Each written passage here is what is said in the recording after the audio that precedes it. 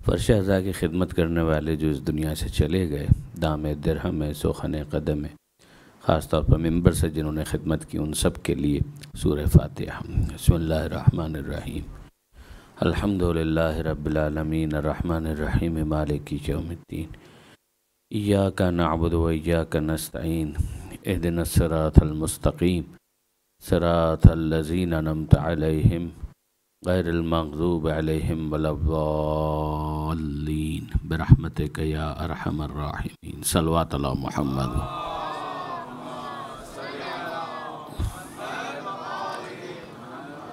اعوذ باللہ من الشیطان اللعین الرجیم، بسم اللہ الرحمن الرحیم۔ الحمدللہ رب العالمین، والصلاة والسلام علی اشرف الانبیاء والمرسلین، سیدنا و مولانا ابی القاسم محمد۔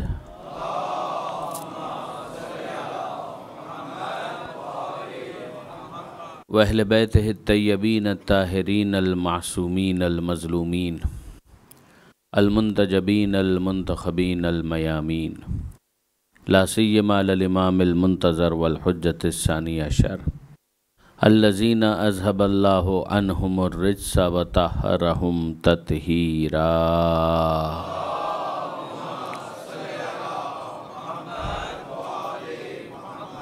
واللعنۃ الدائمۃ الباقیۃ علی اعدائہم اجمعین من یوم ظلمہم الی قیام یوم الدین۔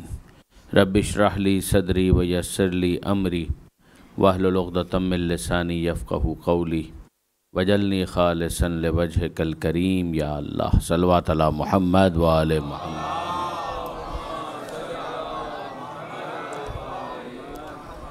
اما بعد فقد قال اللہ سبحانہ وتعالی فی القرآن الحکیم، بسم اللہ الرحمن الرحیم۔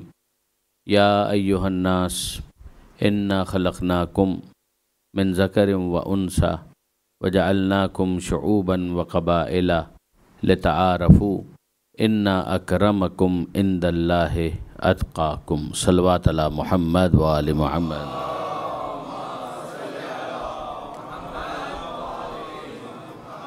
برادران عزیز و خاران محترم، آج کی حد تک جو آیت میں نے آپ کے سامنے تلاوت کرنے کا شرف حاصل کیا، اس کا آخری حصہ اور آخری ٹکڑا تو بہت معروف اور بہت مشہور ہے۔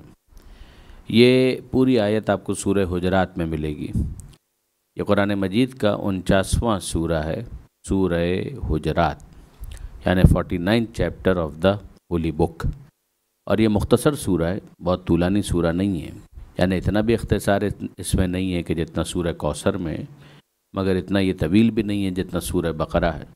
تو 1 صفحے کا 1.5 صفحے کا سورہ آپ اس کو کہہ سکتے ہیں، مگر اس کے اندر جو مطالب ہیں وہ واقعاً بہت ہی کمپریہنسو، بہت جامعیت ہے اس سورے میں۔ خاص طور پر پیغمبر اکرم کے ساتھ صاحبان ایمان کا معاملہ کیا ہونا چاہیے، وہ کیسے پیغمبر اکرم کو بلائیں، وہ پیغمبر اکرم کے پروٹوکول کو کیسے مینٹین کریں، کیا ڈیکورم ہونا چاہیے، گفتگو کا کیا طریقہ کار ہونا چاہیے۔ لگتا ہے کہ ایک تہذیب ہے کہ جس کی تعلیم دی جا رہی ہے اس سورے کے اندر۔ اب اس سورے کو سورہ حجرات کیوں کہا گیا؟ اس لیے کہ پروردگار عالم نے اس سورے میں اس لفظ کو استعمال کیا، اور آپ جانتے ہیں کہ حجرات حجرے کی جمع ہے، اور یہ وہ لفظ ہے کہ جو اردو میں بھی مستعمل ہے، استعمال ہوتا ہے یہ لفظ حجرات۔ تو ارشاد پروردگار کا اس سورے میں کہ ان الذین ینادونک من وراء الحجرات اکثرهم لا یعقلون، یعنی یہ عجیب آیت ہے کہ جس میں پروردگار عالم گرفت کر رہا، ارشاد فرماتا ہے کہ یقیناً وہ لوگ کہ جو آپ کو پکار رہے تھے حجرات کے پیچھے سے، ان میں سے اکثر وہ ہیں کہ جن کے پاس عقل نہیں ہے۔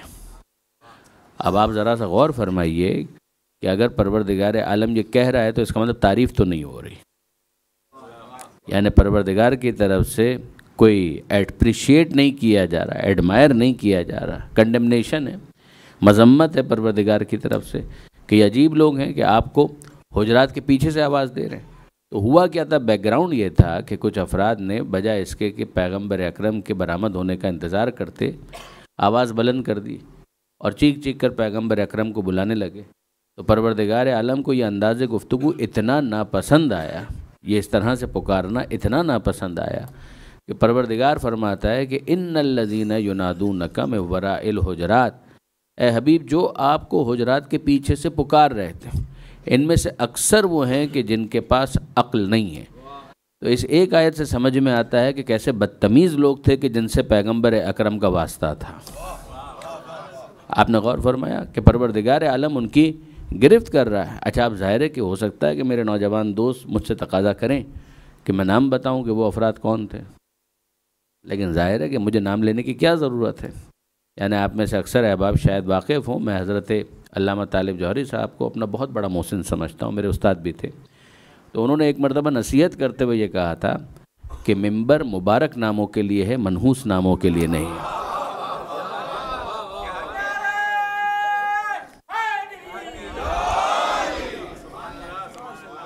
تو ان کی یہ جو نصیحت ہے اس کو میں ہمیشہ یاد رکھتا ہوں۔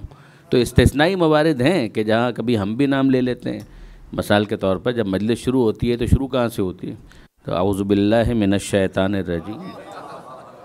تو یہ کچھ استثنائی مواقع ہوتے ہیں، یا مثال کے طور پہ قرآن ہی کی کوئی آیت پڑھتے ہوئے یہ کہہ دیں کہ تبت یدا ابی لہب و تب، کہ ٹوٹ جائیں ابو لہب کے دونوں ہاتھ اور وہ ہلاک ہو جائے، تو اس کو آپ استثناء سمجھیے، ورنہ ان پرنسپل کہ یہ منبر جو ہے مبارک ناموں کے لیے۔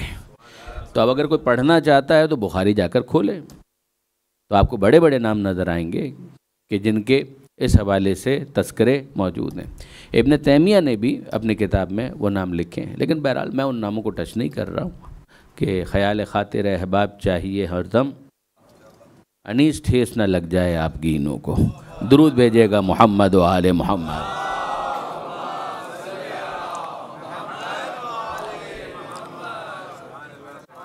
تو یہ تو وجہ تسمیہ کہ وجہ کیا ہے، اس سورہ کو سورہ حجرات کیوں کہا گیا۔ اب اسی کانٹیکس میں اگر آپ دیکھیں، اس آیت تک تو ہمیں جانا ہے، مگر اسی کانٹیکس میں اگر آپ دیکھیں تو آغاز ہی میں آپ کو پروردگار عالم یوں خطاب کرتے ہوئے نظر آئے گا کہ یا ایھا الذین آمنو، اے ایمان لانے والوں۔ اب یہ اے ایمان لانے والوں یہ انداز ہے، یعنی اے ایمان کا دعویٰ کرنے والوں۔ ایک تو وہ ہیں کہ جو ایمان لا چکے ہیں اور پھر ایمان کے تقاضوں کو بھی پورا کر رہے ہیں۔ کچھ وہ ہیں جو ایمان کے دعوے دار تو ہیں، مگر مسئلہ یہ ہے کہ یہ دعویٰ فقط دعویٰ ہے، وہ اپنے عمل سے اپنے اس دعوے کو جسٹیفائی نہیں کر پا رہے۔ جب ایسا ہے تو اب پروردگار کی طرف سے گرفت آتی ہے کہ یا ایھا الذین آمنو، اے ایمان لانے والوں۔ اب ذرا دیکھیے الفاظ پر غور کیجیے گا کہ لا ترفعوا اصواتکم فوق صوت النبی، دیکھو خبردار اپنی آواز کو میرے نبی کی آواز پر بلند مت کرنا۔ تو ایک نصیحت، ایک ہدایت، ایک حکم ہمارے سامنے آ گیا کہ اے ایمان لانے والو، اگر تم دعوی ایمان رکھتے ہو، یعنی ایک تو ایسا ہے نا کہ جو کافر ہے، ایک تو وہ ہے جو رسول نہیں مانتا، تو وہ اگر کبھی مس بیہیو کر جائے تو کرنا تو اسے بھی نہیں چاہیے، انسانیت کے خلاف ہے، لیکن یہ کہ بہرحال بات سمجھ میں آتی ہے، مگر تم تو دعوی ایمان کرتے ہو، تو دعوی ایمان رکھنے والے سے کیسے سزاوار ہے کہ وہ نبی کی آواز پر اپنی آواز کو بلند کرے۔ تو یا ایھا الذین آمنو، اے ایمان لانے والوں، لا ترفعوا، دیکھو اپنی آواز کو بلند مت کرو۔ لا ترفعوا، رفعت بلندی کو کہتے ہیں۔ لا ترفعوا، اپنی آواز کو بلند مت کرو۔ اصواتکم، صوت کی جمع، اپنی آوازوں کو بلند مت کرو۔ فوق صوت النبی، نبی کی آواز پر اپنی آوازوں کو بلند مت کرو۔ ولا تجہروا لہ بالقول، اور دیکھو نبی کو ویسے مت بلاؤ کہ جیسے تم آپس میں ایک دوسرے کو بلایا کرتے ہو۔ ولا تجہروا لہ بالقول کجہر بعضکم لبعض ان تحبط اعمالکم وانتم لا تشعرون، اور اگر تم نہ سدھرے اور اپنا ایٹیچیوڈ اور اپنا بیہیویئر تم نے تبدیل نہ کیا تو ہوگا کیا، تمہارے اعمال تمہارے منہ پر مار دیے جائیں گے، تمہیں شعور بھی نہیں ہوگا۔ اب یہاں میں چاہوں گا کہ میں اپنے نوجوان دوستوں کو ذرا سا روکوں کہ یہ جو پروردگار عالم نے کہا، ایک تو سمجھ میں آتی ہے بات کہ گفتگو کے آداب سکھائے جا رہے ہیں، تو کسی نے نبی کی آواز پر آواز کو بلند کر دیا ہوگا۔ لا ترفعوا، آواز کو بلند مت کرو نبی کی آواز پر، نبی کو ویسے مت بلاؤ کہ جیسے تم آپس میں ایک دوسرے کو بلاتے ہو۔ دیکھیے جب انسان دوستوں میں بیٹھتا ہے تو بہت سے پروٹوکولز برطرف ہو جاتے ہیں۔ ظاہر ہے کہ انسان تسقط الآداب عند الاحباب، عربی کا بھی محاورہ ہے کہ جب احباب ہوں تو احباب کے درمیان آداب ساقط ہو جاتے ہیں۔ تو کئی مرتبہ انسان بے تکلفی کے ساتھ گفتگو کرتا ہے، تو یہ یاروں کے درمیان گفتگو کرنے کا انداز اور ہوتا ہے۔ تو پروردگار یہی تو سمجھانا چاہتا ہے کہ رسول سب کچھ ہوتا ہے، یار نہیں ہوتا۔ کہا اس کو یار سمجھنے کی کوشش مت کرنا، نبی نبی ہوتا ہے۔ اور پھر کیا کہا جا رہا ہے؟ لا تجہروا لہ بالقول، ویسے مت بلاؤ کہ جیسے تم آپس میں ایک دوسرے کو بلاتے ہو۔ اب جملے کی طرف توجہ کیجیے گا، ویسے مت بلاؤ کہ جیسے تم آپس میں ایک دوسرے کو بلاتے ہو، اگر تم جیسا ہوتا تو ہم اجازت دے دیتے، مگر یہ تم جیسا نہیں ہے، اور جب تم جیسا نہیں ہے تو اپنے جیسا سمجھنے کی غلطی بھی مت کرنا۔ ویسے مت پکارنا کہ جیسے تم آپس میں ایک دوسرے کو بلاتے ہو، اور اگر تم نہ سمجھے تو ہوگا کیا کہ ان تحبط اعمالکم، کہ تمہارے اعمال اگر کچھ ہیں تو وہ تمہارے منہ پر مار دیے جائیں گے، وانتم لا تشعرون، اور تمہیں شعور بھی نہیں ہوگا۔ اچھا، اب یہ جو ترجمہ آپ کے سامنے کیا گیا کہ تمہارے اعمال تمہارے منہ پر مار دیے جائیں گے، یہ ترجمہ کہاں سے آیا؟ یہ ترجمہ آیا اس ایک لفظ سے کہ جو یہاں پر موجود ہے، اور وہ ہے حبت۔ اور ظاہر ہے کہ یہ لفظ وہ ہے ہا حلوے والی، پھر اس کے بعد با اور پھر توئیں، تو یہ حبت کا جو لفظ ہے وہ اردو میں استعمال میرا خیال ہے کہ عام طور پر نہیں ہوتا۔ حبت کا لفظ مستعمل نہیں، عربی کا لفظ ہے، اور اس کا ترجمہ یہ کیا گیا جو میں نے آپ کے سامنے ابھی گزارش کیا۔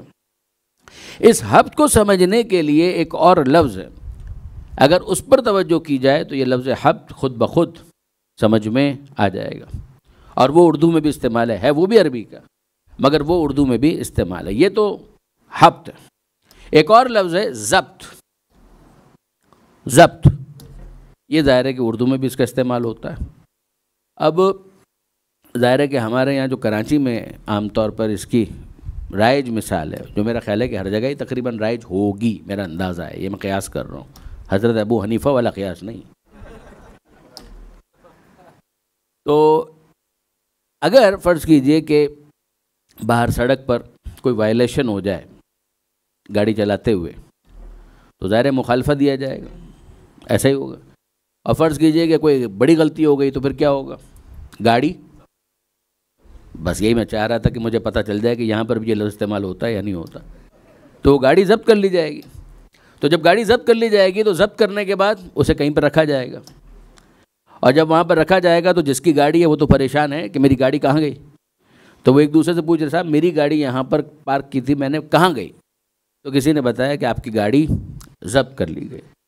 اب اس نے معلوم کیا کہ ضبط شدہ گاڑیاں کہاں پر ہوتی ہیں، اس کو پتہ چلا کہ وہاں پر ہوتی ہیں، تو وہ وہاں پر گیا، اور گاڑیوں کے درمیان وہ کیا ڈھونڈ رہا ہے کہ میری گاڑی کہاں پر ہے، اور اس کا اصرار ہے کہ یہ میری گاڑی ہے۔ اسے مل گئی تو اس نے کہا کہ یہ ہے میری گاڑی۔ اب اس نے کہا جو وہاں پر سپاہی تھا، وہاں پر آفیسر تھا، جو بھی تھا، اس سے اس نے کہا کہ جناب یہ میری گاڑی، تو وہ سامنے سے کیا کہے گا کہ جی ہاں گاڑی تو آپ ہی کی ہے، ہم نے آپ کی ملکیت ختم نہیں کر دی، ہم آپ کی ملکیت کو ایکنالج کرتے ہیں، ریکگنائز کرتے ہیں، گاڑی آپ ہی کی ہے۔ ہاں لیکن یہ یہاں پر ہے کہ بات یہ ہے کہ آپ نے کچھ ایسا کام کیا تھا کہ جس کی وجہ سے آپ کی گاڑی ضبط کر لی گئی۔ تو اب آپ نے غور فرمایا کہ اس نے کہا میری گاڑی، کہا کہ بالکل آپ کی گاڑی۔ اس نے کہا کہ یہ یہاں پر ہے، کہاں اس کو ضبط کر لیا گیا، کہا میں اس کو چھڑوانا چاہتا ہوں، کہا کہ آپ جرمانہ دیجئے، وعدہ کیجئے کہ آئندہ یہ غلطی نہیں کریں گے، تو پھر کیا ہوگا؟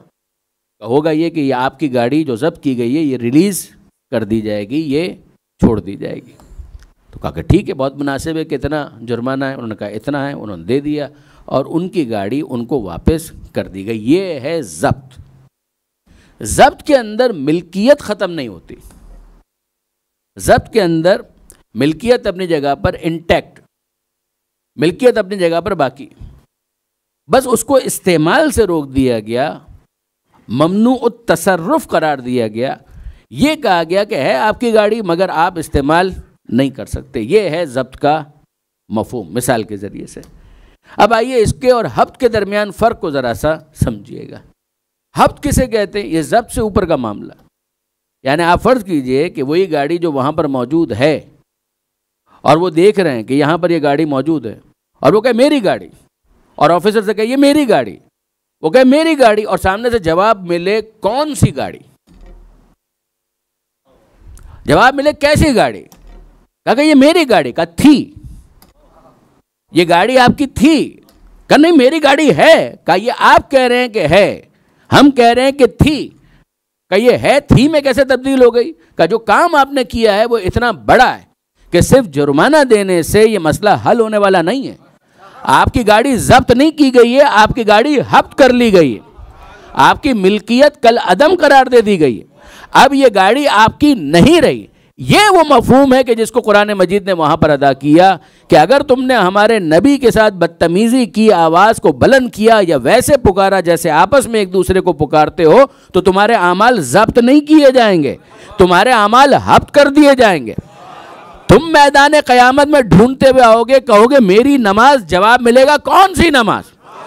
تم کہو گے میرا روزہ، جواب ملے گا کون سا روزہ، کیسا روزہ جو مصطفیٰ کا احترام نہیں کرتا، نہ اس کی نماز نماز ہوتی ہے، نہ اس کی عبادت عبادت ہوتی ہے۔ درود بھیجیے گا محمد و آل محمد۔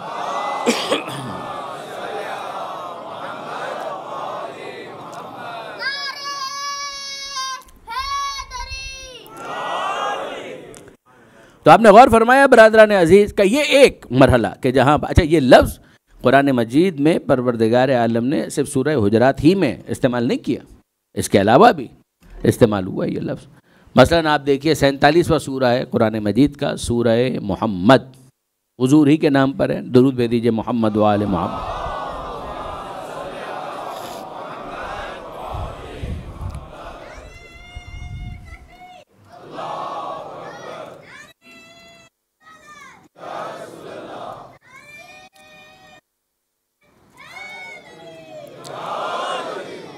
تو میں عرض یہ کر رہا تھا کہ پروردگار عالم نے کہا کہ اگر حضور کے ساتھ گفتگو کے آداب ملحوظ خاطر نہ رکھے جائیں تو پھر کیا ہوگا کہ تمہارے اعمال ہبت کر دیے جائیں گے۔ اور ایک اور موقع سورہ محمد 47واں سورہ، وہاں پر پروردگار عالم نے پھر ایک مرتبہ اس لفظ کو استعمال کیا، اور ذرا آپ اس کے محل استعمال کو دیکھیے اور الفاظ کو دیکھیے کہ خدا یہ ارشاد فرماتا ہے ذَلِكَ بِأَنَّهُمْ كَرِهُوا مَا أَنزَلَ اللَّهُ، یہ اس سبب سے ہے کہ انہیں بہت برا لگا، کرہو مکروہ جاننا، ناپسندیدہ جاننا، بے انہم کرہو یعنی پروردگار اپنی ناراضی کا اظہار کر رہا ہے کہ کیوں؟ اس لیے کہ ان کو بہت برا لگا، تو ان کو برا لگا تو ان کا برا لگنا خدا کو بہت برا لگا۔ ذالک بے انہم کرہو ما انزل اللہ، یہ اس سبب سے ہوا کہ انہیں بہت برا لگا۔ کیا برا لگا؟ کہ ما انزل اللہ، جو اللہ نے نازل کیا وہ ان کو برا لگا۔ تو آپ نے غور فرمایا ان کو کیا برا لگا؟ کہ جو اللہ نے نازل کیا، تو جو اللہ نے نازل کیا وہ ان کو برا لگا، اور ان کو یہ برا لگنا خدا کو بہت برا لگا۔ تو پروردگار عالم فرماتا ہے کہ جب ہمیں برا لگا تو پھر ہم نے کیا کیا؟ فَأَحْبَطَ أَعْمَالَهُمْ، تو ان کے اعمال ہم نے ہبط کر دیے، ہم نے ان کے اعمال ان کے منہ پر مار دیے۔ نہیں برادران عزیز، اگر آپ کا ذہن منتقل ہو گیا ہوتا تو مجھے شاید اگلی آیت پڑھنے کی ضرورت نہیں تھی۔ کیا معیار دیا پروردگار نے؟ کہ کچھ ہے کہ جس کو ہم نے نازل کیا، اور جس کو ہم نے نازل کیا اگر وہ تمہیں برا لگا تو پھر تم اپنے اعمال کی خیر مناؤ۔ اگر ہم نے جو نازل کیا وہ تم کو برا لگا تو اپنے اعمال کی خیر مناؤ، پھر اعمال تمہارے منہ پر مار دیے جائیں گے۔ اب آپ بتائیے کہ یہاں پر معیار مل گیا کہ ما انزل اللہ، جو اللہ نے نازل کیا۔ اب میں آپ سے پوچھتا ہوں غدیر میں آیت کیا نازل ہوئی تھی؟ سورہ مائدہ میں یہی تو ارشاد ہوا یا ایھا الرسول بلغ ما انزل الیک من ربک، اے حبیب پہنچا دیجئے جو آپ کی رب کی طرف سے آپ پر پہلے ہی نازل کیا جا چکا۔ جو نازل کیا جا چکا وہ ہے اعلان ولایت، اور وہاں کہا گیا جو نازل کیا گیا اگر برا لگا تو اعمال منہ پر مار دیے جائیں گے۔ تو ہم کو سمجھ میں آیا کہ مولا کی مولائیت کا اعلان اگر کسی کو پسند نہیں ہے تو نہ نماز رہے گی، نہ روزہ رہے گا۔ خدا کو نماز بھی چاہیے تو علی والوں سے، اور عبادت بھی چاہیے تو مولا والوں سے چاہیے۔ درود بھیجئے محمد و آل محمد پر۔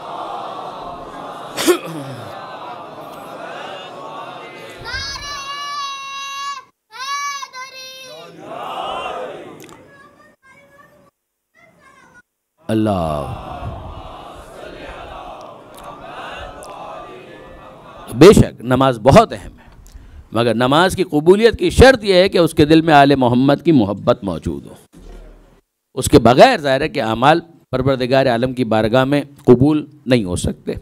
تو یہ آیت آپ کے لیے اگر واضح ہوئی تو میں آگے بڑھ جاؤں۔ ظاہر ہے کہ بزرگان تو واقف ہیں، میرے نوجوان دوست میرے اصل مخاطب ہوتے ہیں، میں بزرگان کو کبھی مخاطب نہیں کرتا، وہ تو حصول ثواب کے لیے تشریف لاتے ہیں۔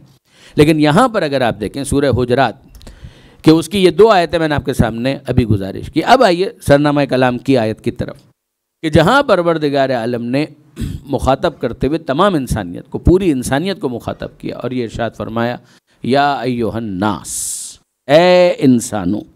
دیکھیں پہلے خطاب تھا یا ایھا الذین آمنوا، اے ایمان لانے والوں، اب یہ خطاب عمومیت پاتا ہے، یا ایھا الناس، اے انسانوں، بہت جنرلائز کیا، اے انسانوں، انا خلقناکم، ہم نے تم کو پیدا کیا، من ذکر و انثی، ایک مرد اور ایک عورت سے، ذکر یعنی مرد، اسی سے نکلا ہے مذکر، انثی یعنی خاتون، تو ہم نے تم کو پیدا کیا ایک مرد اور ایک عورت سے، وجعلناکم شعوبا وقبائل، اور ہم نے تم کو شعوب اور قبائل میں، قبیلوں میں، کمیونٹیز میں، برادریوں میں، جماعتوں میں ہم نے رکھا۔ کون کہہ رہا ہے؟ پروردگار کہہ رہا ہے کہ ہم نے تم کو مختلف قبیلوں میں رکھا، مختلف کمیونٹیز میں، برادریوں میں ہم نے رکھا۔ کیوں رکھا؟ کہ لتعارفوا، تاکہ تم آپس میں ایک دوسرے کے ساتھ متعارف ہو سکو، انٹروڈیوس کروا سکو اپنے آپ کو۔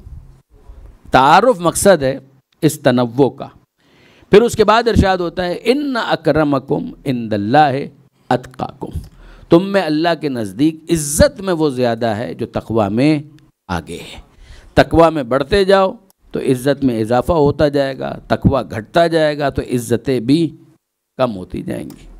اب یہ جو پروردگار عالم نے اس آیت کے اندر ارشاد فرمایا، ذرا سا اس کے اوپر ایک نظر اور ڈالیے۔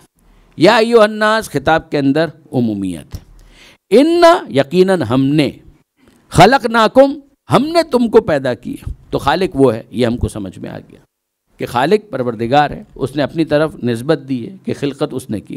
اب اس کے بعد اگلا جملہ کیا ہے؟ اگلا حصہ کس طرح سے پیدا کیا کہ من ذکر و انثی، ایک مرد اور ایک عورت سے پیدا کیا۔ یعنی پروردگار عالم نے یہ ارشاد فرمایا کہ ماں باپ کے شریفانہ وسیلے کے ذریعے سے ہم نے تم کو پیدا کیا۔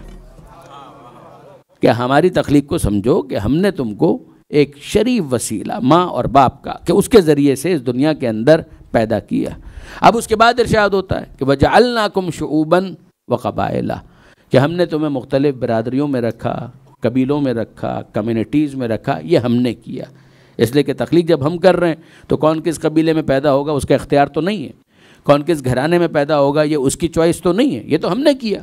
لیکن کیوں کیا ہم نے؟ کہ لتعارفوا، تاکہ تم آپس میں ایک دوسرے کے ساتھ متعارف ہو سکو، انٹروڈکشن ہو سکے۔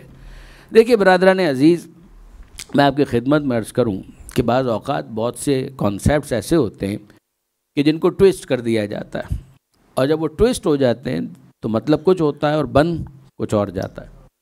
جیسے یہ جو کانسیپٹ اسلام کا ہے اس کو بھی ٹویسٹ کیا گیا۔ شہر کراچی میں ایک بڑی معتبر محفل تھی، ظاہر ہے کہ اس میں جو افراد تھے ان سے آپ واقف نہیں ہیں، میں نام بھی نہیں لے رہا، یہ حقیر بھی وہاں موجود تھا، گفتگو ہو رہی تھی مختلف موضوعات پر، تو صاحبان علم بھی تھے، دانشور بھی تھے، انٹلیکچوئلس تھے، بیٹھے ہوئے تھے وہاں پر۔ تو ان میں ایک صاحب تھے وہ کمیونزم کی طرف بہت زیادہ مائل تھے، تو انہوں نے ایک جملہ کہا، گفتگو چل پڑی تھی کسی موضوع پر، تو انہوں نے ایک جملہ کہا، اور وہ جملہ کیا تھا؟ وہ جملہ یہ تھا کہ جناب دیکھیے قرآن کہتا ہے کہ کوئی گورا گورا نہیں ہے، کوئی کالا کالا نہیں۔ جملہ آپ سن رہے ہیں؟ کوئی گورا گورا نہیں ہے، کوئی کالا کالا نہیں، کوئی عربی عربی نہیں ہے، کوئی اجمی اجمی نہیں ہے۔ تو قرآن جو ہے وہ ان تمام تر چیزوں کی تو نفی کر دیتا ہے۔ پھر ایک مرتبہ سنیے گا، انہوں نے کہا کوئی گورا گورا نہیں ہے، کوئی کالا کالا نہیں، کوئی عربی عربی نہیں ہے، کوئی اجمی اجمی نہیں ہے۔ کون کہہ رہا ہے؟ وہ قرآن کی طرف نسبت دے رہے ہیں کہ قرآن مجید، اسلام یہ کہہ رہا ہے، قرآن یہ کہہ رہا ہے کہ گورا گورا نہیں ہے، کالا کالا نہیں ہے، عربی عربی نہیں ہے، اجمی اجمی نہیں ہے۔ اسلام نے، قرآن نے ان تمام تر چیزوں کی نفی کر دی۔ تو میں نے ہمت کر کے ان سے یہ کہا تھا کہ ایک طالب علم کی حیثیت سے میں آپ سے پوچھنا چاہتا ہوں کہ یہ قرآن مجید یہاں موجود ہے، اور ابھی اس نشست میں ہم لوگ 1 گھنٹہ 2 گھنٹے تو بیٹھے ہیں، تو اگر زحمت نہ ہو تو ذرا وہ آیت نکال کر دکھائیے کہ جس میں خدا یہ اعلان کر رہا ہے. کہاں یہ اعلان کیا ہے پروردگار عالم نے کہ گورا گورا نہیں ہے، کالا کالا نہیں ہے، عرب عرب نہیں ہے، عجم عجم نہیں ہے. یعنی انفیکٹ کوئی نیشنلٹی نہیں ہے کسی بھی زمین کا کوئی ٹکڑا کہ جسے کسی خاص نام سے پکارا جاتا ہے تو اس کی طرف اگر انتساب دے دیا گیا تو گویا یہ قرآن کے خلاف ہو گیا، گویا اسلام کے خلاف ہو گیا. تو اس کا مطلب یہ ہے کہ نہ کسی کو لکھنوی کہا جا سکتا ہے، نہ کسی کو دہلوی کہا جا سکتا ہے، نہ کسی کو لاہوری کہا جا سکتا ہے، نہ کسی کو ہندی کہا جا سکتا ہے، نہ کسی کو پاکستانی کہا جا سکتا ہے. تو یہ ساری نسبتیں کیا ہیں؟ یہ ساری نسبتیں اسلام کے تو خلاف ہو گئی، یہ ساری نسبتیں قرآن کے تو خلاف ہو گئی. تو میں نے ہمت کر کے کہا کہ ابھی یہاں پر ہم لوگ گھنٹہ 2 گھنٹہ ہیں، اگر زحمت نہ ہو تو قرآن مجید یہ موجود ہے سامنے، ذرا کھولیے اور وہ آیت ہم کو بھی دکھائیے کہ جس میں پروردگار عالم یہ کہہ رہا ہے. ایسا ہو نہیں سکتا، ایسا ہو نہیں سکتا کہ قرآن مجید کہہ دے کہ کوئی گورا گورا نہیں ہے، اس لیے کہ یہ تو فیکچولی انکریکٹ ہے. ذرا غور کیجئے گا، یعنی یہ تو وہ چیز ہے کہ جس کا مشاہدہ انکار کر دے گا. مجھے آپ بتائیے کہ کسی کے نہ ماننے سے کیا رنگ تبدیل ہو جائے گا؟ رنگ تو ہے کہ آپ کے نہ ماننے سے وہ رنگ تبدیل ہو جائے گا. یعنی میں آپ سے پوچھتا ہوں کہ یہ میری قبا، اس کا کیا رنگ؟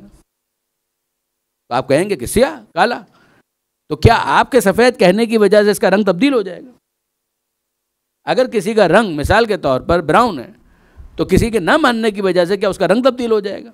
بھائی یہ جو ہمیں روشنی نظر آ رہی ہے اس کا کیا رنگ ہے؟ سفید. تو کیا آپ کے نہ ماننے کی وجہ سے اس کا سفید رنگ تبدیل ہو جائے گا؟ وہ سرخ رنگ نظر آ رہا ہے یا سبز رنگ نظر آ رہا ہے، تو کسی کے انکار کرنے کی وجہ سے کیا سرخ سرخ نہیں رہے گا، سبز سبز نہیں رہے گا، نیلا نیلا نہیں رہے گا، پیلا پیلا نہیں رہے گا؟ آپ کے نہ ماننے سے فرق کیا پڑے گا؟ اگر آپ نہ مانیں تو ہو سکتا ہے کلر بلائنڈ کہلائیں، لیکن آپ کے نہ ماننے سے اس کا رنگ تبدیل نہیں ہوگا. اس کا رنگ اگر سیاہ ہے تو ہے، اگر اس کا رنگ سفید ہے تو سفید ہے، جو گورا ہے وہ گورا ہے، جو کالا ہے وہ کالا ہے. اسلام نے اس فرق کو ختم نہیں کیا، پروردگار عالم نے اس فرق کا انکار نہیں کیا کہ گورا گورا نہیں ہے، کالا کالا نہیں. اسی طرح سے اسلام نے یہ بھی نہیں کہا کہ عرب عرب نہیں ہے اور عجم عجم نہیں ہے. جو جس علاقے سے تعلق رکھتا ہے اس کی طرف ایک نسبت رکھتا ہے، لہٰذا اس نسبت پر بھی اسلام کو کوئی اعتراض نہیں. جو جس قبیلے میں پیدا ہوا اس قبیلے کی طرف وہ انتساب رکھتا ہے، وہ نسبت رکھتا ہے، اسلام کو اس پر بھی اعتراض نہیں ہے. غور فرمائیے گا برادران عزیز. دیکھیے ابھی ہم لوگ حج پر تھے ذی الحجہ کے مہینے میں تو 20 لاکھ جمع ہو جاتے ہیں لوگ وہاں پر. 40 کا بھی جو کربلا میں اجتماع ہوگا تو کروڑوں کی تعداد میں لوگ وہاں پر جمع ہوں گے. تو اب ایک بات بتائیے کہ ظاہر ہے کہ جب اتنے لوگ جمع ہو جائیں تو امکان ہے کہ کوئی گم ہو جائے، کوئی جاننے والا کوئی پہچاننے والا گم ہو گیا. اب جب گم ہو گیا تو وہ تلاش کر رہے نہیں ملا، تو اسے اب اس سے زیادہ تلاش اس شخص کی ہے کہ جو اعلان کر سکے. ظاہر ہے کسی کے ہاتھ میں مائک ہو جو اپنی آواز کو دور تک پہنچا سکے، گروپس کے اندر نشر کر سکے یہ پیغام کہ جناب ایک دوست تھے ہمارے، ایک صاحب تھے، ایک ہمارے عزیز تھے، رشتہ دار تھے، وہ گم ہو گئے. تو اگر کسی کو ملے تو بتائیں تاکہ ہم تک وہ پہنچ سکے، ہم ان تک پہنچ سکے. یہ مقصد ہوتا ہے یا نہیں ہوتا؟ تو انہوں نے دیکھا کسی کو، ذرا سا اس مثال کے اوپر غور کیجیے گا. انہوں نے ڈھونڈا کسی کو، نظر آئے ایک صاحب کے جن کے ہاتھ میں مائک تھا، تو ان کے پاس پہنچے کہ صاحب ہمارے ایک عزیز گم ہو گئے. کہا کہ بتائیے کون تھے، کیا تھا نام ان کا، اس کی تفصیلات بتائیے تاکہ ہم اعلان کر دیں. کہا کہ ہاں بس اعلان کر دیجیے. کہا اعلان تو تب کریں نا جب آپ بتائیں کہ وہ تھے کون. تو پوچھیے آپ کیا پوچھنا چاہتے ہیں. کہا نام بتائے گا. نام میں کیا ہے؟ نام کیا ہوتا ہے؟ اللہ کا بندہ تھا. نام کیا ہوتا ہے؟ اللہ کا بندہ تھا جو گم ہو گیا ہے. تو اب یہ پہلے سن کر سٹ پٹائے کہ رہی کیا بول رہے ہیں، میں اعلان کیا کروں، میں پوچھ رہا ہوں نام کیا ہے. تو وہ کہتے ہیں اللہ کا بندہ تھا. تو میں نے کہا اچھا بھائی یہ بتاؤ ان کے باپ کا نام کیا تھا. کہ جب وہ خود اللہ کا بندہ تھا تو باپ بھی تو اللہ کا بندہ ہی تھا. اچھا ماں کا نام؟ وہ اللہ کی کنیز تھی، کنیز خدا تھی. تب آپ غور فرمائیے، خود اللہ کے بندے ہیں، ابا اللہ کے بندے ہیں، اماں کنیز خدا ہیں. تو انہوں نے کہا کہ اچھا اب یہ بتائیے کہ کس علاقے کے رہنے والے تھے. کہ اس میں تو ہم مانتے ہی نہیں ہیں، یہ تو اسلام کی اسپرٹ کے ہی خلاف ہے. اللہ کی زمین پر رہتا تھا. اب آپ غور فرمائیے، اللہ کی زمین پر رہتا تھا. اچھا اب یہ بتائیے کہ جناب ان کا رنگ کیا تھا. رنگ میں تو ہم مانتے ہی نہیں ہیں، رنگ میں تو ہم مانتے ہی نہیں ہیں. صبغۃ اللہ، خدائی رنگ میں رنگا ہوا تھا. یہ قرآن مجید کی آیت ہے، مگر ذرا اس کو دیکھیے کہاں پر استعمال کیا جا رہا ہے. صبغۃ اللہ، یہ خدائی رنگ میں رنگا ہوا تھا. اچھا بھائی یہ بتائیے لباس کیا تھا؟ پینٹ شرٹ پہنا ہوا تھا، دھوتی کرتا پہنا ہوا تھا، شلوار قمیض پہنے ہوئے تھے، کیا جبہ پہنا ہوا تھا، کنتورا کیا پہنا ہوا تھا؟ کہ اس میں تو ہم مانتے ہی نہیں ہے، جو بھی پہنا ہوا تھا اس طریقے سے تو غلط بات ہے. لباس التقوی. اب آپ مجھے بتائیے، وہ بیچارہ حیران اور پریشان کہ میں ان سے پوچھ رہا ہوں کہ اعلان کیا کروں. یہ کوئی ریفرنس نہیں دے رہے، کوئی حوالہ نہیں دے رہے کہ جس کے ذریعے سے لوگوں کے درمیان یہ اعلان کیا جا سکے. اب بھی اگر یہ ہمت کر کے اعلان کرنا چاہیں تو کیا اعلان کریں گے؟ ان کے اعلان کی طرف توجہ کیجیے گا. ان کا اعلان اس طرح کا ہوگا کہ ایک اللہ کا بندہ گم ہو گیا ہے، جس اللہ کے بندے کو ملے وہ اس اللہ کے بندے کو پہنچا دے. یہ اعلان یہی ہوگا کہ ایک اللہ کا بندہ گم ہو گیا ہے، جس اللہ کے بندے کو ملے وہ اس اللہ کے بندے کو پہنچا دے. اچھا اب آپ لے کر آ گئے کسی کو کہ دیکھیے یہ اللہ کا بندہ ہے، جو آپ کہہ رہے تھے وہ سب فیچرز اس کے اندر موجود ہیں. آپ نے کہا اللہ کا بندہ، یہ اللہ کا بندہ ہے، اس کا باپ بھی اللہ کا بندہ ہے، اس کی ماں اللہ کی کنیز ہے. کہا اس کا تقوی لباس تقوی. اب جو بھی اس نے پہنا اس کو چھوڑ دیجئے. اس کا رنگ کا صبغت اللہ، یہ وہ ہے کہ جو آپ کہہ رہے تو آؤ. وہ کہے گا کہ نہیں یہ وہ نہیں ہے، وہ کہے گا کہ یہ وہ نہیں ہے. اس کا مطلب یہ ہے کہ خود آپ کے ذہن میں تعارف کے لیے اور حوالے موجود ہیں کہ جن کا آپ اظہار نہیں کر رہے. آپ غور فرما رہے، یعنی کچھ اور حوالے آپ کے ذہن کے اندر موجود ہیں کہ جن کی بنا پر آپ نے رد کر دیا. آپ نے کہا یہ وہ نہیں ہے کہ جس کو میں ڈھونڈ رہا ہوں.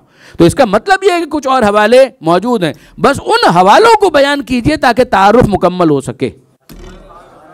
یہ وہ چیز ہے کہ جس کو قرآن نے کہا کہ ہم نے تم کو ایک مرد سے ایک عورت سے پیدا کیا اور تم کو مختلف قبیلوں میں رکھا. کیوں؟ لتعارفوا، تاکہ تم آپس میں ایک دوسرے کے ساتھ انٹروڈیوس ہو سکو. نام کیا ہے، باپ کون ہے، ماں کون ہے، قبیلہ کون سا ہے، رنگ کیا تھا، حلیہ کیا تھا، بال کیسے تھے، لباس کیسا پہنتا تھا. یہ تمام تر حوالے تعارف کا ذریعہ ہیں، برتری کا معیار نہیں ہے. کہ یہ تعارف کا ذریعہ ہیں، برتری کا معیار نہیں ہے. اس میں کوئی شک نہیں ہے کہ چیریٹی بگنز ایٹ ہوم، کہ انسان جب فلاح کا کوئی بھی کام کرنا چاہتا ہے تو اپنے گھر سے شروع کرے گا. اس پہ بھی اسلام کو اعتراض نہیں. ایک باپ اپنی اولاد کے لیے جتنا فکر مند ہوگا باہر والوں کے لیے اتنا فکر مند نہیں ہوگا. لیکن اپنے گھر سے شروع کرو، پھر پھیلاتے چلے جاؤ، اپنے رشتہ داروں تک جاؤ. یہ اس میں بھی کوئی حرج نہیں. چیریٹی کرنا چاہیں، کسی کی مدد کرنا چاہیں تو انسان اپنے گھر سے شروع کرے، خاندان سے شروع کرے. اس پر بھی اسلام کو کوئی اعتراض نہیں. اگلا مرحلہ ہے کہ جہاں پر اس بات کو بنیاد بنا کر فضیلتوں کا انکار کر دیا جائے. میں مثال آپ کی خدمت میں عرض کرتا ہوں. اگر کوئی شخص یہ کہتا ہے کہ یہ میرے قبیلے کا ہے اس لیے مجھے پیارا ہے، اسلام کو کوئی اعتراض نہیں. وہ کہے یہ میری اولاد ہے مجھے پیاری ہے، اس پر بھی اسلام کو کوئی اعتراض نہیں. کہ میرے پاس 5 روپے ہے تو پہلے میں اس کو اپنے قبیلے میں خرچ کرنا چاہتا ہوں، اسلام کو اس پر بھی کوئی اعتراض نہیں. یہاں تک اسلام کو کوئی اعتراض نہیں. اعتراض کہاں سے شروع ہوتا ہے؟ اگر کوئی یہ کہے کہ جناب عالی یہ میرے قبیلے کا ہے اور یہ اس قبیلے کا ہے، وہ اس قبیلے کا ہے، نمازی بھی ہے، روزے دار بھی ہے، عزادار بھی ہے، ماتم بھی کرتا ہے، زیارت پر بھی جاتا ہے، حج بھی کیا ہے، ساری خوبیاں اس کے اندر ہیں، مگر ہے میرے قبیلے کا نہیں. اور یہ دوسرا کہ یہ میرے قبیلے کا ہے، شرابی یہ ہے، فاسق یہ ہے، فاجر یہ ہے، نائٹ کلب میں یہ جاتا ہے، جوا یہ کھیلتا ہے، گالیاں یہ دیتا ہے، غیبتیں یہ کرتا ہے، دنیا جہان کی خرابیاں اس کے اندر موجود ہیں، مگر افضل یہ ہے. کہ یہ افضل کیسے ہو گیا؟ کہ یہ افضل ایسے ہو گیا کہ یہ میرے قبیلے کا. یہ وہ منزل ہے کہ جہاں پر اسلام ہمارے گریبان کو پکڑ لیتا ہے. اسلام کہتا ہے کہ تمہیں اپنے قبیلے والے سے قبیلے والا ہونے کی وجہ سے محبت ہو تو ہمیں اعتراض نہیں ہے، لیکن اگر تم اسے برتری کا معیار بنا لو گے تو یاد رکھنا اس معیار کو ہم قبول کرنے والے نہیں ہیں. ان اکرمکم عند اللہ اتقاکم، تم میں اللہ کے نزدیک عزت والا وہ ہے کہ جو تقوی میں آگے. آپ کسی کے احسان مند ہو سکتے ہیں کہ جس کی وجہ سے آپ کے دل میں یقیناً اس کے لیے محبت کے جذبات ہوں. جب محبت کے جذبات ہوں گے تو اس کے جو متعلقین ہوں گے اس کے لیے بھی محبت کے جذبات ہوں. ایک ڈاکٹر ہے اگر اس نے آپ کا علاج کر دیا تو یاد رکھیے گا اگرچہ اس نے پیسہ لے کر علاج کیا ہے، غور کیجیے گا، اس ڈاکٹر نے پیسہ لے کر علاج کیا ہے، مگر علاج کرنے کے بعد آپ اپنے دل میں اس کے لیے ایک محبت کے جذبات محسوس کرتے ہیں. آپ اس کے لیے محبت کے، انسیت کے، شفقت کے، احسان مندی کے جذبات اپنے دل کے اندر محسوس کرتے ہیں. اور اب آپ جب اس کے لیے ان جذبات کا احساس کرتے ہیں تو اگلا مرحلہ کیا آتا ہے؟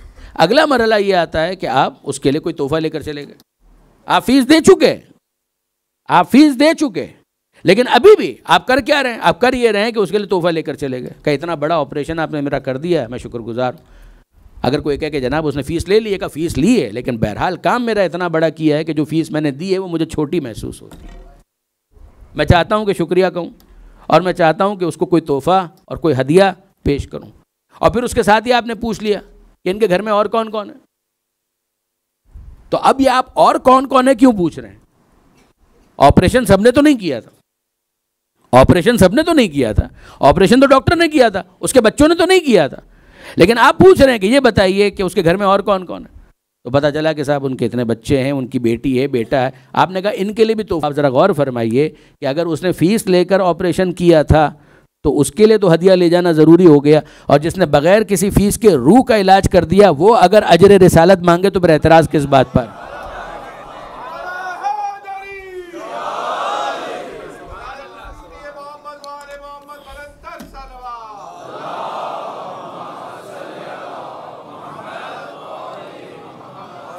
تو ایک ہے کہ جب وہ بتائیں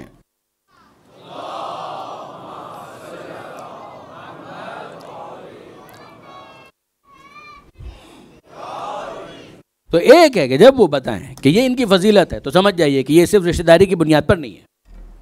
اگر یہ بتایا جائے کہ یہ ان کی فضیلت ہے کہ علی کے یہ فضائل ہیں، یہ رشتہ داری کی بنیاد پر نہیں۔ اگر یہ بتایا جا رہا ہے کہ حسن اور حسین جنت کے جوانوں کے سردار ہیں، یہ نواسہ ہونے کی وجہ سے نہیں ہے۔ نواسے تو وہ ہیں، بے شک ہیں، مگر یہ صرف نواسے ہونے کی وجہ سے نہیں۔ اگر وہ بیٹی کے احترام میں کھڑے ہوتے ہیں تو اس کا مطلب یہ ہے کہ یہ صرف بیٹی ہونے کی وجہ سے کھڑے نہیں ہو رہے، ورنہ کوئی باپ اپنی بیٹی کے احترام میں کھڑا نہیں ہوتا، سینے سے لگاتا ہے، سر پر ہاتھ رکھتا ہے، لیکن یہ کہ کھڑا ہو کر استقبال نہیں کرتا۔ یہ تو انداز خود بتا رہا ہے کہ پیغمبر اکرم کی نظر میں کردار سیدہ ہے، جس کی وجہ سے پیغمبر اکرم اس طرح سے اظہار احترام کر رہے ہیں۔ آپ نے غور فرمایا برادران عزیز؟ تو میں عرض یہ کرنا چاہ رہا ہوں کہ جہاں جہاں فضیلتیں بیان کی جائیں وہاں پر تو یہ چیز ہمارے لیے بالکل واضح اور بالکل کلیئر کہ وہ صرف اور صرف اولاد ہونے کی وجہ سے، رشتہ داری کی وجہ سے۔ لیکن پھر اگر آپ یہ پوچھیں کہ عمومی طور پر سادات کے ایک احترام کی بات تو کی ہے اسلام نے، تو وہ کس وجہ سے کی ہے اس کو اسی مثال کے ذریعے سے سمجھیے کہ وہاں پر فضیلت ہو نہ ہو وہ سیکنڈری بات ہے۔ ظاہر ہے کہ اگر ڈاکٹر کا بیٹا ہے وہ اگر بیمار ہو جائے تو حیرانی زیادہ ہوگی کہ یہ کیا بات ہو گئی۔ ایک عام انسان ہے اگر وہ بیمار ہوتا ہے تو سمجھ میں آتی ہے بات کہ اس کے گھر میں تو کوئی بتانے والا نہیں تھا، مگر جس کے گھر ہی کے اندر دین آیا اگر وہیں پر کچھ خرابی نظر آنا شروع ہو جائے تو ظاہر ہے کہ افسوس زیادہ ہوگا۔ لیکن افسوس ہونے کے باوجود یہ تو طے ہے کہ جو امیڈیٹ فیملی ممبرز ہیں ان میں تو کوئی ایسا مسئلہ نہیں، بعد میں اگر کہیں پر آ بھی جاتا تو ان کو اصلاح کرنی چاہیے، مگر اصلاح کے باوجود اس کا یہ مطلب نہیں ہوگا کہ ان کے احترام کو ختم کر دیا جائے۔ نسبت کا احترام اپنی جگہ پر باقی رہے گا، نسبت کا احترام ختم نہیں ہوگا۔ یہی وہ چیز ہے کہ جس کو روایات کے اندر سمجھایا گیا۔ ایک ہے فضیلت کا معیار، ایک ہے نسبت کا احترام، ایک ہے اس خاندان اور خانوادے کے اندر ہونے کی وجہ سے ایک انسان کے دل میں احساس محبت، اور اسی کو پھر اجر رسالت کے عنوان سے وسعت دی گئی۔ لیکن اب واپس آئیے اور دیکھیے کہ یہاں جو پروردگار عالم نے کہا کہ انا اکرمکم عند اللہ اتقاکم، ظاہر ہے کہ اب دامن وقت میں اتنی گنجائش نہیں ہے کہ میں بات کو اور زیادہ طول دوں، لیکن یہ کہ بہرحال اتنا ضرور چاہوں گا کہ اپنے نوجوان دوستوں کے لیے عرض کروں کہ ذہن میں سوال تو آتا ہے نا کہ پھر یہ تقویٰ ہے کیا کہ جس کو برتری کا معیار قرار دیا گیا۔ واپس آیت سنیے، ہم نے تم کو ایک مرد اور ایک عورت سے پیدا کیا، ماں باپ کے ذریعے سے، تمہیں مختلف قوموں میں قبیلوں میں ہم نے رکھا، کیوں؟ لتعارفوا، تاکہ تم ایک دوسرے سے انٹروڈیوس ہو سکو۔ ان اکرمکم عند اللہ اتقاکم، تم میں اللہ کے نزدیک عزت میں وہ زیادہ ہے کہ جس کے اندر تقویٰ زیادہ ہے۔ تو اب سوال یہ پیدا ہوتا ہے کہ یہ تقویٰ ہے کیا کہ جس کو فضیلت کا معیار قرار دیا گیا۔ یہ یاد رکھیے گا برادران عزیز کہ ایک ہے ٹیکنیکل ڈیفینیشن اور ایک ہے مثال کے ذریعے سے کسی چیز کو ڈیفائن کرنا، منطق میں جس کو کہا جاتا ہے تعریف بالمثال۔ ٹیکنیکلی اس کے لیے بھی معیارات دیے گئے، یہ علم منطق کا موضوع ہے نا، جنس و فصل، یعنی اگر جس چیز کو آپ ڈیفائن کرنا چاہتے ہیں، جس چیز کو آپ لوگوں کے درمیان پہچانوانا چاہتے ہیں، تو ایک بڑا دائرہ لیجئے کہ جس کے اندر وہ بھی شامل ہو، پھر اس بڑے دائرے کے اندر جتنے غیر متعلق افراد ہیں ان سب کو خارج کر دیا جائے، صرف انہی کو باقی رکھا جائے تاکہ لوگوں کے لیے مشخص ہو جائے کہ جناب یہ ہیں وہ کہ جن کی تعریف کی جا رہی ہے، جن کو ڈیفائن کیا جا رہا ہے۔ تو یہ اتنا ٹیکنیکل معاملہ بن جاتا ہے کہ تعریف کرنا خود ایک بہت بڑا مسئلہ ہے کہ تعریف کیسے کی جائے۔ تعریف سے مراد یہاں پر صرف فضیلت کا بیان نہیں ہے، آپ سمجھ سکتے ہیں ڈیفائن کرنا کسی چیز کی ڈیفینیشن، کہ ڈیفائن کیسے کیا جائے۔ کبھی کبھی ایسا ہوتا ہے کہ ٹیکنیکلی اگر کسی چیز کو ڈیفائن کیا جائے تو وہ چیز اور کمپلیکیٹڈ بن جاتی ہے۔ میں مثال آپ کی خدمت میں اس کی پہلے عرض کرتا ہوں۔ ایک بات بتائیے کہ کیمسٹری کے ایک پروفیسر اگر گھر پر واپس آئیں تھک کر اور ایسی گرمی میں جیسی آپ کے شارجہ میں اس وقت ہے، یعنی کراچی کے بارے میں بھی یہ کہا جاتا ہے کہ کراچی میں دو ہی موسم ہیں، ایک گرمی اور دوسرے سخت گرمی، مگر وہ سخت گرمی بھی اس کے مقابلے میں تو کچھ بھی نہیں ہے جو اس وقت آپ کے یہاں ہے موسم۔ اب کیمسٹری کے ایک پروفیسر سخت گرمی میں کام کرنے کے بعد، اور فرض کیجئے کہ ایئر کنڈیشن بھی کام نہیں کر رہا تھا، تو تھکے ہارے پسینے میں شرابور گھر میں آئے، تو وہ ہیں کیمسٹری کے پروفیسر، ٹیکنیکل بات کر رہے ہیں۔ تو گھر میں آنے کے بعد انہوں نے اپنی بیگم سے یہ کہا کہ میں بہت تھکا ہوا ہوں، مجھے ذرا ایک ٹھنڈا گلاس H2O پلانا۔ اب ظاہر ہے کہ جو افراد بنیادی جو کیمسٹری کے جو فارمولے ان سے واقفیت رکھتے ہیں وہ میری بات سمجھ رہے ہیں کہ یہ ایک ٹھنڈا گلاس H2O پلانا۔ بیگم ان کو حیرانی سے دیکھ رہی ہیں۔ اور کیا کہا آپ نے؟ ایک ٹھنڈا گلاس H2O مجھے ذرا پلانا۔ وہ کہہ رہے ہیں کہ پہلے لے کر تو آؤ، یہ جس بلا کا تم تذکرہ کر رہے ہو پہلے لے کر تو آؤ، اور پھر کہیں رکھو اور بتاؤ کہ یہ ہے وہ H2O، پھر اس کے بعد مانگنا۔ تو کہہ رہے میں بھول گیا، ارے وہ ایک ٹھنڈا گلاس پانی کا پلانا۔ تو پہلے سیدھا سیدھا کہیے پانی پلاؤ۔ یہ H2O ٹیکنیکلی اگر آپ دیکھیں تو وہ بات غلط نہیں ہے۔ بھائی ہائیڈروجن کے اتنے مالیکیول آکسیجن کے ایک مالیکیول کے ساتھ مل جائیں تو وہ پانی کا فارمولہ تو ٹھیک ہے، غلط تو نہیں ہے، لیکن یہ ہے کہ انہوں نے ٹیکنیکلی اگر اس بات کو بیان کیا تو یہ اور زیادہ کمپلیکیشن پیدا ہو گئی۔ ایسا ہوا یا نہیں ہوا؟ اچھا اب آپ ذرا دیکھیے کہ وہی کیمسٹری کے پروفیسر پھر واپس کسی موقع پر گھر میں آئے اور کھانا کھا رہے ہیں، اور 2-3 نوالے لینے کے بعد انہوں نے کہا کہ بھائی آج کیا بات ہے، کھانے میں سوڈیم کلورائڈ کم ہے۔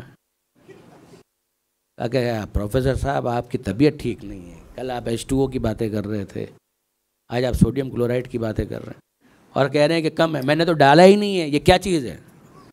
آپ کہہ رہے ہیں کم ہے، میں نے تو یہ بلا ڈالی ہی نہیں ہے، مجھے نہیں معلوم آپ کس کی بات کر رہے ہیں۔ کہا میں سوڈیم کلورائڈ کی بات کر رہا ہوں۔ پھر ارے وہ دیکھو نا وہاں موجود ہے سوڈیم کلورائڈ۔ کہا تو سیدھا سیدھا نمک بولیے، یہ سوڈیم کلورائڈ کیا بلا ہوتی ہے؟ اور فرض کیجئے کہ کوئی شوگر پیشنٹ ہے اور چائے منگائیں اور کہیں کہ اس کے اندر C12H22O11 مت ڈالنا، سیدھا سیدھا کہیے کہ شکر مت ڈالنا۔ یہ کیا فارمولوں کی باتیں کر رہے ہیں؟ آپ غور فرمائیے، کئی مرتبہ ایسا ہوتا ہے کہ جو ٹیکنیکل باتیں ہوتی ہیں ان کی اہمیت تو ہے اپنی جگہ پر، مگر ظاہر ہے کہ اگر اسے عوام کے درمیان ڈسکس کیا جائے تو وہ چیز قابل فہم ہونے کی بجائے اور زیادہ گنجلک ہو جاتی ہے، اس کے اندر اور زیادہ کمپلیکیشن آ جاتی ہے، وہ بات اور الجھ جاتی ہے۔ یہ معاملہ تقویٰ کے ساتھ کہ اگر تقویٰ کے لفظ کو بالکل ٹیکنیکلی ڈیفائن کیا جائے کہ اس کا مادہ یہ ہے، پھر مصدر یہ ہے اور وہ ساری چیزیں، تو اس کے اندر ہے، اس کی اہمیت تو ہے علمی اور اکیڈمک، اس کی امپورٹنس اپنی جگہ ہے، مگر ظاہر ہے کہ میرا نہیں خیال ہے کہ بہت آسانی کے ساتھ اس کو سمجھایا جا سکے گا۔ اس کو سمجھنے کے لیے ایک مثال جو خود امیر المومنین حضرت علی ابن ابی طالب علیہ السلام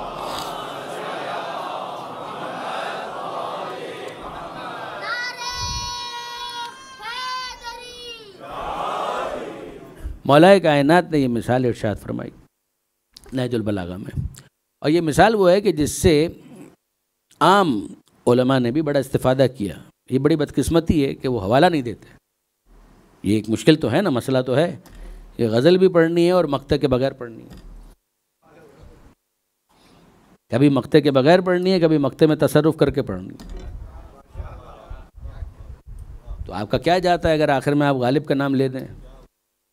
وہ یا تو مقطع کے بغیر پڑھیں گے اور یا غالب کو ثاقب بنا کر پڑھیں گے، تو اسے غالب کو کیا نقصان ہے؟ جو غزل ان کی ہے وہ تو ہے یہی مسئلہ کہ امیر المومنین کے بہت ساری باتیں ایسی ہیں، کہیں ان کے القاب چرائے جاتے ہیں، کہیں ان کی باتیں چرائی جاتی ہیں۔ تو مولا نے نہج البلاغہ میں بڑی ہی قیمتی مثال دی، اور میں نے خود سنا بعض علماء اعلام کو، علماء اسلام کو، یعنی عام علماء اسلام کو، کہ جنہوں نے وہ مثالیں بیان کی باقاعدہ، لیکن یہ کہ بس مولا کا حوالہ دینے میں کچھ ہونے لگا، ان کو تو مولا کا نام نہیں لیا۔ تو امیر المومنین نے جو مثال دی ہے تقویٰ کو سمجھانے کے لیے، وہ واقعاً بہت اچھی مثال ہے۔ وہ مثال کیا ہے؟ اس کو الفاظ میرے مطلب مولا کا ہے، وہ اس کو سمجھانے کے لیے سواری کی مثال دیتے ہیں۔ سواری، گھوڑا، اگر گھوڑے کے اوپر آپ بیٹھیں تو یا تو گھوڑا وہ ایسا ہوگا کہ جیسا ہونا چاہیے، کنٹرول میں، بالکل رام ٹیمڈ۔ دیکھیے ہمارے ایک دوست ہیں، وہ کہا کرتے تھے، مجھے نہیں معلوم کہ یہ واقعہ ہے یا ایک فقط حکایت ہے، لیکن یہ کہ بات بہت دم والی ہے، یعنی اس میں بڑی ایک گہرائی ہے، کہ بابر بادشاہ وہ گھوڑوں کی سواری کے شوقین تھے۔ تو ان کے مصاحبین میں سے کسی نے کہا کہ بادشاہ سلامت، آپ کو گھوڑے پر بیٹھنے میں تو بڑا مزہ آتا ہے، آپ کبھی ہاتھی پر بیٹھ کر دیکھیں، آپ کو اس میں بھی بہت مزہ آئے گا۔ تو نے کہا بلاؤ، کدھر ہاتھی لاؤ؟ ہاتھی لایا گیا، تو جس طرح سے جست لگا کر وہ بیٹھا کرتے تھے اسی طرح سے جم کر کے وہ بیٹھ گئے ہاتھی کے اوپر، اور ہاتھی پر بیٹھنے کے بعد انہوں نے کہا کہ اس کی لگام کہاں ہے؟ اس کی لگام کہاں ہے؟ کہ بادشاہ سلامت ہاتھی کی لگام نہیں ہوتی ہے۔ تو کہ پھر یہ آگے بڑھے گا کیسے، رکے گا کیسے؟ کہا کہ بس اس کے کان کے نیچے تھوڑا سا یوں ہاتھ آپ کریں، ماریں، لگائیں، تھوڑا تھپ تھپائیں تو یہ آگے بڑھے گا۔ تو اس مشورے پر عمل کرنے کے بجائے جس طرح سے وہ اوپر بیٹھے تھے اسی طرح سے جمپ لگا کے نیچے آ گئے۔ اب بادشاہ سلامت کیا ہوا؟ ہاتھی کی سواری نہیں کریں گے؟ کہ بابر مر جائے گا، ایسی سواری پر نہیں بیٹھے گا جس کی لگام اس کے ہاتھ میں نہ ہو۔ اب مجھے نہیں معلوم کہ یہ واقعہ صحیح ہے، بنایا ہوا ہے، حکایت ہے، جو بھی ہے، مگر بات کیا ہے کہ پہلے مرحلے میں لگام ہاتھ میں ہونی چاہیے۔ دوسری بات یہ ہے کہ وہ گھوڑا جس کی لگام آپ کے ہاتھ میں ہے وہ آپ کے اشارے کو سمجھنے والا ہو۔ اگر سرکش ہوگا تو پھر لگام چھڑانے کی کوشش کرے گا۔ آپ نے غور کیا تو ہوگا کیا کہ ایک گھوڑا ہے کہ جس کے اوپر آپ بیٹھتے ہیں اور آپ اس کو ڈائریکشن دیتے ہیں تو آپ کی ڈائریکشن کو سنتا ہے، آپ کے ڈکٹیشن کو لیتا ہے۔ آپ اسے آگے بڑھانا چاہتے ہیں تو وہ آگے جا رہا ہے، آپ اسے پیچھے لے جانا چاہتے ہیں تو وہ پیچھے مڑ جاتا ہے، آپ اسے دائیں لے جانا چاہیں تو وہ دائیں طرف چلا جاتا ہے، آپ اس کو بائیں طرف لے جانا چاہیں تو بائیں طرف چلا جاتا ہے، آپ اس کو روکنا چاہیں تو وہ رک جاتا ہے۔ کہ یہ کیسا گھوڑا ہے؟ دوسرا گھوڑا کیسا ہے کہ آپ کے ہاتھ میں لگام بھی ہے مگر وہ سرکش ہے، آپ اسے روکنا چاہتے ہیں تو وہ دوڑ رہا ہے، آپ اسے بھگانا چاہتے ہیں تو وہ رک جاتا ہے، آپ اسے دائیں لے جانا چاہیں وہ بائیں جاتا ہے، آپ بائیں لے جانا چاہیں وہ دائیں جاتا ہے۔ اب یہ آپ کے کنٹرول میں نہیں ہے۔ آپ نے غور فرمایا؟ مولا فرماتے ہیں کہ تقویٰ کو سمجھنا ہے تو اس سواری کے ذریعے سے سمجھو، اس سواری کے ذریعے سے سمجھو۔ جس طرح سے گھوڑے پر تم بیٹھتے ہو تو تم یہ چاہتے ہو کہ وہ تمہارے کنٹرول میں ہو، اسی طرح سے نفس کی سواری کرو، لگام اپنے ہاتھ میں رکھو، کل لگام اپنے ہاتھ میں رکھو۔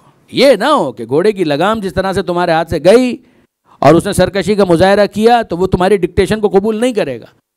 تم آگے لے جانا چاہو وہ پیچھے جا رہا ہے، تم دائیں لے جانا چاہو وہ بائیں جا رہا ہے۔ بالکل اسی طرح سے نفس کا گھوڑا اگر لگام تمہارے ہاتھ میں ہے اور تمہاری ڈکٹیشن قبول کر رہا ہے تو تم اس سے منواؤ گے، وہ مانے گا، اور اگر وہ کنٹرول میں نہیں ہے تو تم منوانا چاہو گے، وہ انکار کرے گا۔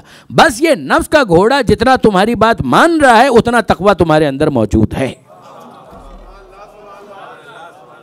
آپ نے غور فرمایا برادران عزیز؟ تو پہلی چیز جو اس کے اندر لازمی ہے وہ ہے ارادہ، کہ انسان چاہتا ہے کہ یہ گھوڑا قابو میں آئے۔ اگر وہ چاہتا ہے کہ گھوڑا قابو میں آئے تب تو وہ ڈکٹیشن دے گا، جب ڈکٹیشن دے گا تو اب دیکھنا ہے کہ یہ رسپونڈ کیسے کرتا ہے۔ بالکل اسی طریقے سے ایک وہ شخص ہے جو چاہتا ہی نہیں ہے کہ اپنے نفس کے گھوڑے کو لگام دے، تو آپ مجھے بتائیے، وہ چاہتا ہی نہیں ہے اٹھنا فجر کی نماز کے لیے، تو اب مجھے بتائیے وہ تو چاہ ہی نہیں رہا، تو ڈکٹیشن دے ہی نہیں رہا۔ اب اگلا مرحلہ ہے کہ اس نے ڈکٹیشن دیا، وہ چاہتا ہے کہ صبح اٹھے، لیکن یہ ہے کہ نفس سرکشی کر رہا ہے، اٹھ نہیں رہا۔ اب یہ کوشش کر رہا ہے کہ اس کو کسی طریقے سے کنٹرول کرے، تو اس کے لیے کیا کرے گا؟ الارم بھی لگا رہا ہے، بیگم کو بول کر بھی سو گیا، اماں کو بھی بول دیا، کسی اور کو بھی بول دیا میرے دروازے کو کھٹکھٹا دینا، جب تک میں باہر نہ نکلوں تب تک کھٹکھٹاتے رہنا، چاہے مجھے کتنا ہی برا کیوں نہ لگے، یہ کام کرتے رہنا۔ اس کا مطلب یہ ہے کہ ارادہ تو ہے، ارادہ ہے اور کوشش بھی ہے، اور اب اس کوشش کے نتیجے میں کیا ہوگا؟ آج نہیں تو کل، کل نہیں تو پرسوں وہ گھوڑا قابو میں آ جائے گا۔ اگر کوشش کرو تو پھر یہ قابو میں آئے گا، کوشش ہی نہیں کرو تو پھر قابو میں بھی نہیں آئے گا۔ درود بھیجیے محمد و آل محمد۔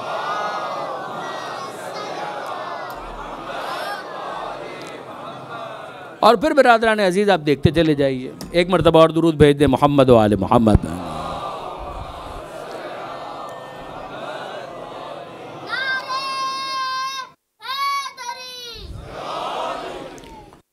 ایک مرتبہ اور درود بھیج دیں محمد و آل محمد۔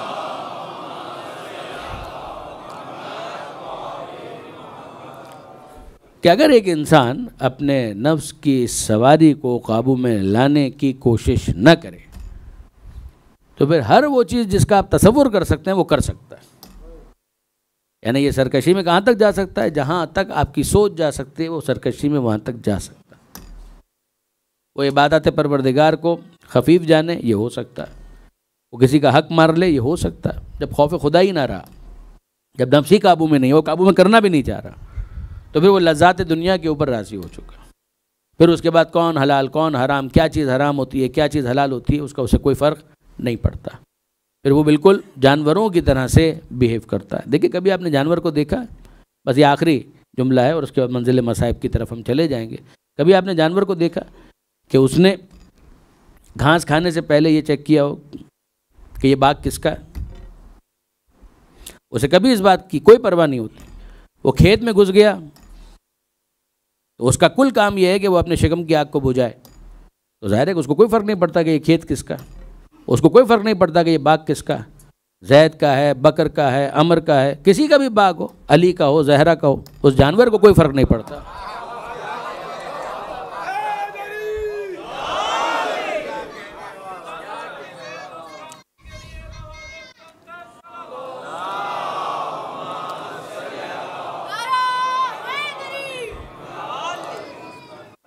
یہ سارے معاملات انسان کے لیے، یہ سارے معاملات انسان کے لیے کہ انسان اس بات کی طرف توجہ کرے۔ اگر وہ اپنی انسانیت کو بچانا چاہتا ہے، اگر اس کے اندر تقویٰ ہے، تو پھر وہ یہ دیکھے گا، وہ سوچے گا کہ میں اگر کسی کا حق مار رہا ہوں تو یہ کتنا بڑا گناہ ہے۔ یہ احساس گناہ، یہ احساس جرم یہ انسان کے اندر ہوتا ہے، تب اسے تقویٰ کی طرف رہنمائی ملتی ہے کہ اب وہ اپنی منزل کی طرف آگے بڑھ رہا ہے۔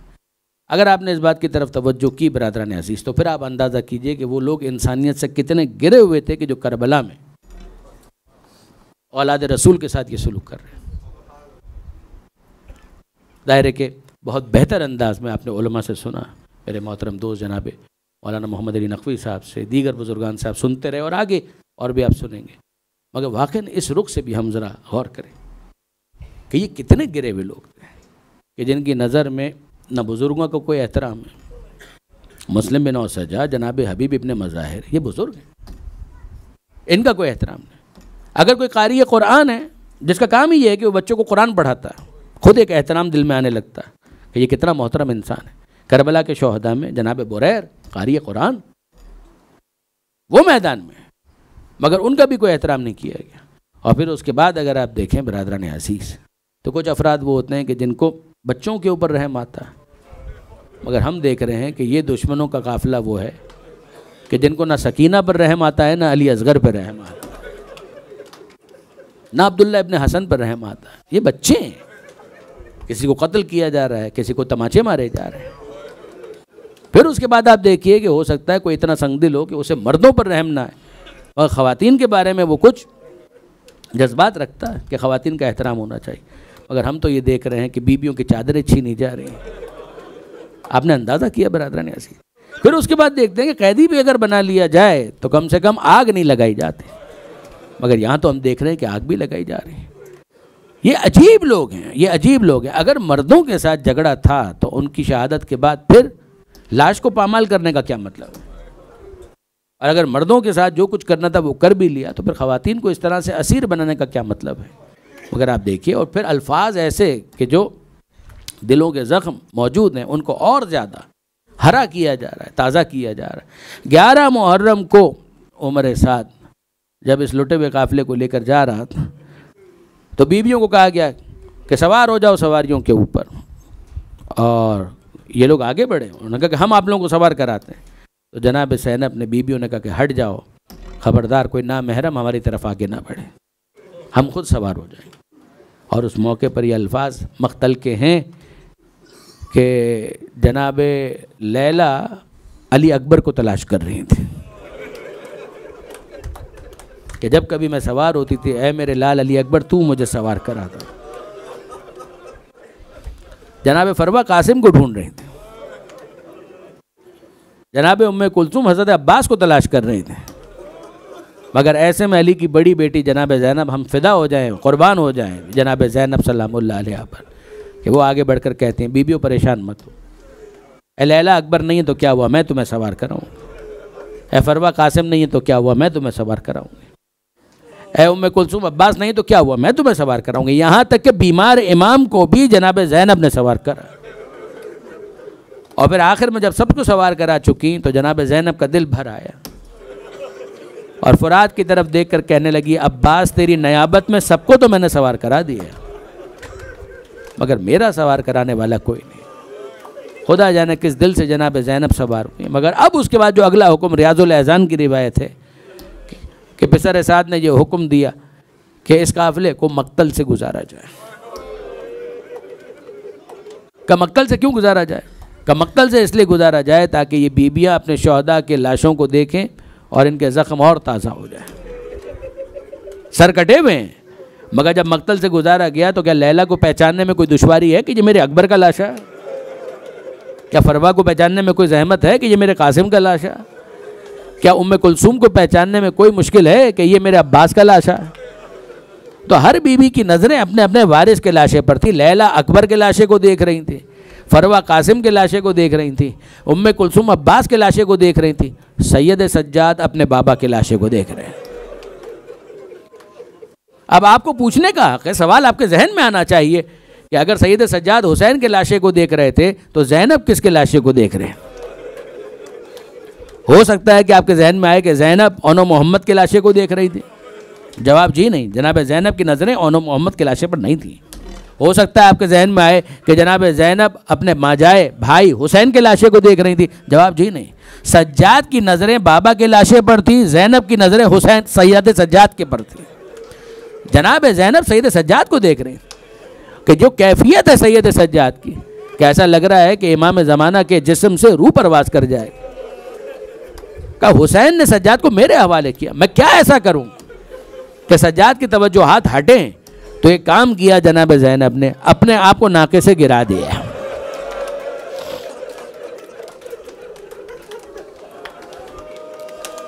اور جب جناب زینب ناکے سے زمین کربلا پر گری ہیں تو سید سجاد کی توجہات ہٹیں اور پوچھنے لگے ارے پھپھی اماں آپ کو کیا ہوا؟ تو جناب زینب کہتی ہیں اے بیٹا مجھے تو جو ہوا سو ہوا، تو بتا کہ تجھے کیا ہوا. اور اب سید سجاد اپنا درد دل بیان کرتے ہیں کہ پھپھی اماں آپ انصاف سے بتائیے اس جوان بیٹے کی کیا حالت ہونی چاہیے کہ جس کے بوڑھے باپ کا لاشا اس طرح سے موجود، نہ وہ اسے دفن کر سکے نہ ایک مٹھی خاک اس پر ڈال سکے، اس کی کیا حالت ہونی چاہیے. تو جناب زینب نے دلاسا دیا اور کہا مگر میرے لال سجاد ہمیشہ ایسا نہیں رہے گا، یہاں پر روضے تعمیر ہوں گے، یہ قبریں بنائی جائیں گی اور ایک وقت آئے گا کہ لوگ دور دور سے سفر کر کے آئیں گے اس حسرت اور تمنا کو لیے ہوئے کہ ہمیں جانا ہے غریب زہرا کی زیارت کرنے کے لیے. وہ صرف اس خواہش کے ساتھ آئیں گے کہ یہاں پر آ کر انہوں نے کہنا ہے السلام علیکم یا ابا عبد. جناب زینب نے زائرین امام کو یاد کیا.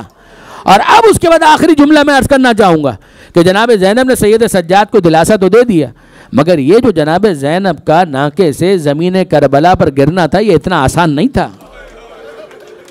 یہ جناب زینب کا ناکے سے زمین کربلا پر گرنا ایک مصیبت ہے کہ جس میں بی بی نے حضرت عباس کے ساتھ شرکت کی.